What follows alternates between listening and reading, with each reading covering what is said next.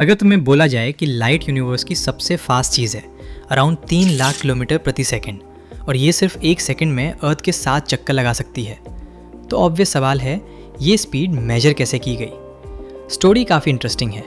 सबसे पहले 1600 के दशक में गैलीलियो गैलीली ने ट्राई किया। उन्होंने 2 लोगों को लैंटर्न के साथ दूर खड़ा किया और लाइट के डिले को मेजर करने की कोशिश की। लेकिन प्रॉब्लम ये थी कि लाइट इतनी फास्ट है कि उस मेथड से कोई डिले डिटेक्ट ही नहीं हुआ। एक्सपेरिमेंट फेल हो गया। फिर आए ओले रोमर।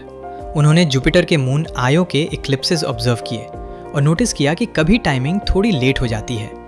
इससे उन्होंने कंक्लूड किया कि लाइट को ट्रैवल करने में टाइम लगता है, मतलब स्पीड इनफाइनाइट नहीं है। ये एक ह्यूज डिस्कवरी थी, लेकिन एग्जैक्ट स्पीड अभी भी अननोन थी। अब एंट्री होती है हिप्पोलिट फिएजो की, जिन्होंने गेम ही चेंज कर दिया। फिएजो ने एक क्लेवर सेटअप बनाया। एक लाइट सोर्स लिया और उसके सामने एक फास्ट रोटेटिंग टूथ व्हील लगाया। लाइट उस व्हील के बीच के गैप से निकलकर लगभग 8 किलोमीटर दूर एक मिरर तक जाती थी और फिर वापस आती थी। अब उन्होंने व्हील को धीरे धीरे फास्ट घुमाना स्टार्ट किया। एक मोमेंट ऐसा आया जब वापस आने वाली लाइट कंप्लीटली गायब हो गई। क्यों?